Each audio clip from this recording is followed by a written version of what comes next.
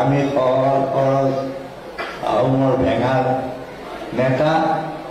আমাক বুজি নাপালো কয় যে পুত্ৰ সেনে মই পুত্ৰ সেনতকৈ হেমন্ত বিশ্ব শৰ্মাক বেছি মৰম কৰিছিল জন কৰাৰ ফলত টকা পইচাও কৰিলে কাগজো কৰিলে আৰু তাৰ পিছত আকৌ মুখে জেগাৰ মাৰি দিলে আমাৰ দিনত অসম ক্ষুদ্ৰ উদ্যোগ চেয়াৰমেন দক্ষতাৰ কাৰ্যনিৰ্বাহ কৰিছিল কৰণ গগৈদেৱে 1962 চনত জুলাইত দৌলি গগৈৰ লগত বিবাহ পাশত তেওঁলোকৰ দুই সন্তানৰ ভিতৰত যি বৰ্তমান লোকসভাৰ সাংসদ চন্দ্ৰিমা গগৈ তৰু গগৈ নিজৰ ৰাজনৈতিক যাত্ৰাৰ আৰম্ভণি কৰে 1968 চনত সদস্য হিচাপে নিৰ্বাচিত তেওঁ ভাৰতীয় জাতীয় কংগ্ৰেছ দলত যোগ দিয়ে আৰু 1971 চনৰ পঞ্চম লোকসভা নিৰ্বাচনত ভাৰতীয় জাতীয় কংগ্ৰেছ দলৰ হৈ তেওঁ প্ৰতিদ্বন্দ্বিতা কৰা জীৱনৰ প্ৰথম নিৰ্বাচনতে জয়ী হৈ সাংসদ হিচাপে কাৰ্যনিৰ্বাহ কৰে তেতিয়াৰ পৰা তেওঁ হিচাপে ঘূৰিছিল তাৰপিছত 1976 সাংসদ হিচাপে ভাৰতীয় জাতীয় কংগ্ৰেছ কমিটিৰ যৌথ ৰাষ্ট্ৰীয় সম্পাদক ৰূপে প্ৰথমৰ বাবে কাৰ্যনিৰ্বাহ নিজৰ কৰ্মদক্ষতা ৰাজনৈতিক যোৰহাটবাসী আঁকোৱালি লোৱাৰ ফলস্বৰূপে 1977 লোকসভা নিৰ্বাচিত গগৈদেৱ ভাৰতৰ ইন্দিৰা গান্ধীৰ ৰাজীৱ গান্ধীৰ অতিকে ডেকা চৰিত্ৰৰ গগৈদেৱ ভাৰতীয় জাতীয় কংগ্ৰেছ দলৰ নেতাকৰ্মীসকলৰ মাজত জনপ্ৰিয় হোৱা হেতুকে 1983 চনত পুনৰাই ভাৰতীয় জাতীয় কংগ্ৰেছ কমিটিৰ ৰাষ্ট্ৰীয় সম্পাদক আৰু 1985 ৰাষ্ট্ৰীয় সম্পাদক ৰূপে পদত অধিষ্ঠিত কৰে তাৰপিছত নিজৰ কৰ্মদক্ষতাৰ বাবে গগৈদেৱে বিভিন্ন বিভাগৰ কেন্দ্ৰীয় মন্ত্ৰীৰূপে কাৰ্যনিৰ্বাহ কৰে ইয়াৰ ভিতৰত 1991 চনত প্ৰধানমন্ত্ৰী PV নৰসিংহৰ মন্ত্ৰীসভা খাদ্য দপ্তৰৰ স্বতন্ত্ৰ ৰাজ্যিক মন্ত্ৰী 1993 চনৰ পৰা 1995 চনত খাদ্য সংশোধন বিভাগৰ স্বতন্ত্ৰ ৰাজ্যিক মন্ত্ৰীৰূপে কাৰ্যনিৰ্বাহ কৰে ইয়াৰ মাজতে তেওঁ 1986 চনৰ 1990 চনলৈ তেওঁ অসম কংগ্ৰেছ কমিটিৰ সভাপতি হিচাপে দায়িত্ব পালন কৰে কৰণ গগৈদেৱে যদিও নিজৰ জনপ্ৰিয়তাৰ বাবে 1998 আৰু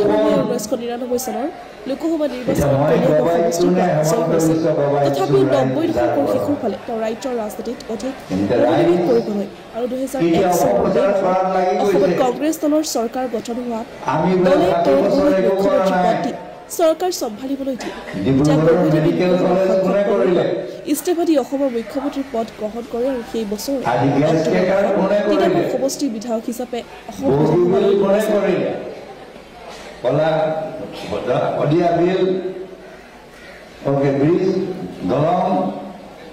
এয়াৰপোৰ্টেই হওক ৰেলৱে ষ্টেচনেই হওক ব্ৰডগজেই হওক এই 4 লেন এওঁলোকেতো 4 লেনেই কৰিব পৰা নাই এই ৰাস্তাটো দেখি অপপ্ৰচাৰ এই দল কেৱল ফাঁকিবাজি দল মোদী যেনেকৈ ফাঁকিবাজি আজি আমাৰ অসমৰ মুখ্যমন্ত্ৰী তেওঁ একেই ফাঁকিবাজি হেমন্তটো ডবল ফাঁকিবাজি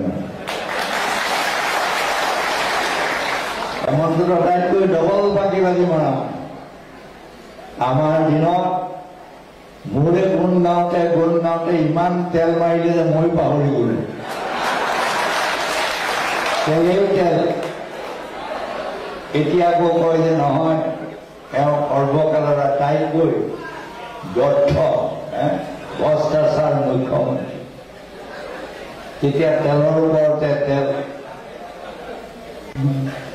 এই তিৰি একেই গুণ